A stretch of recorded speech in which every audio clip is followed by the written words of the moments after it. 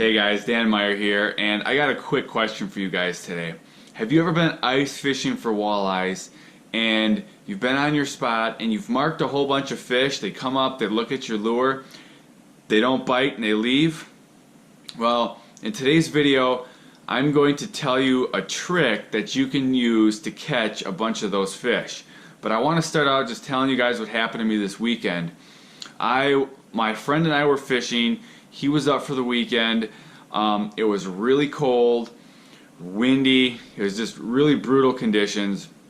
But we were out walleye fishing, and we were on a structure, and there's probably about a 15 to 25 minute time frame when a whole bunch of fish came up onto the structure we were fishing, and I'd be sitting in my hole and I'd mark a fish, come up to my bait, wouldn't bite, so keep going, another fish would come up, I'd mark it, wouldn't bite. That kept happening to me, so what I did was I started out fishing with a Rapala rip and wrap, and so I downsized to a smaller lure and a little less aggressive presentation. So I went to a VMC rattle spoon, and I go, back to another hole, start jigging. Sure enough, another fish would come up, wouldn't bite. And that kept happening to me. I actually got into a hole where I had a fish coming through at least every minute, and sometimes even more. The school was coming through this spot. I was right on the highway, and I only ended up catching a couple fish on that jigging spoon. So what do you do when that happens? Well, first off, when that happens, the reason for it is there's something that is making the fish not aggressive. Because I was fishing a feeding area, so those fish were pushing up to feed. So they were coming up to feed. It's not like I found them where they were just lounging out in a basin or something. I found them on a feeding area.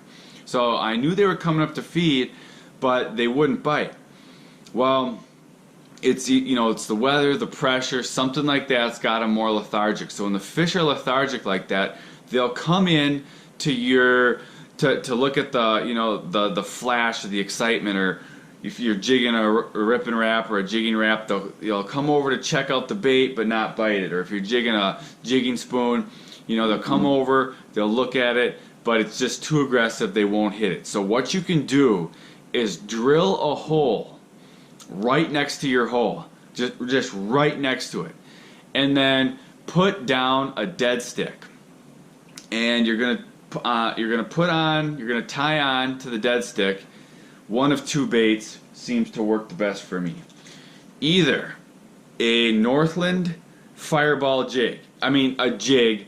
I like this Northland Fireball jig because look at the short shank. It's nice and heavy. I just really like this jig.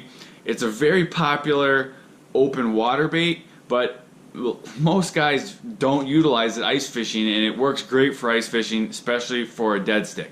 So you put this Fireball jig on your dead stick, or this is a forage minnow. It looks more like a spoon, but if you need to put some subtle jigs, this will put a little fluttering action as it goes down. Both of these are great for tipping a dead stick. You could do just a plain hook and a split shot just to get it down there, but these jigs seem to work the best.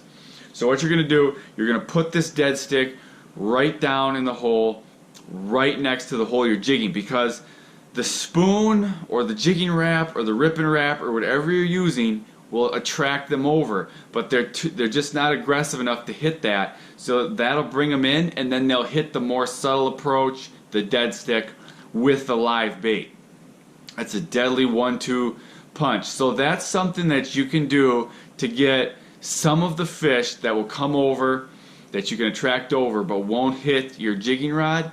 You'll be able to get some of those fish on the ice using that dead stick approach. You also could put a tip up right next to your hole. I like to put the dead stick, but either would work. You can put the dead stick in a rod holder. You can just set it on a bucket. or you could put it on a bobber so you can see when that fish hits. One thing to remember with this dead stick is you want to use something like a large fathead, a small shiner, a small sucker minnow, a smaller bait, because these fish are lethargic. They're not aggressive. That's why they're not hitting your jigging rod. So they probably won't hit a big shiner. You know, a lot of guys just standard. They use a medium shiner. Well, when the fish are finicky, you're going to get more bites on a smaller bait, large fathead, or a small shiner. So that's just kind of a trick to catch some of those fish that you mark that won't bite. So if this video helped you and you want to see more videos like it, hit the like button. Also, I do videos just like this to help you catch more and bigger fish, so consider subscribing to my YouTube channel to see more videos like this. So like, subscribe, and I will see you guys next time.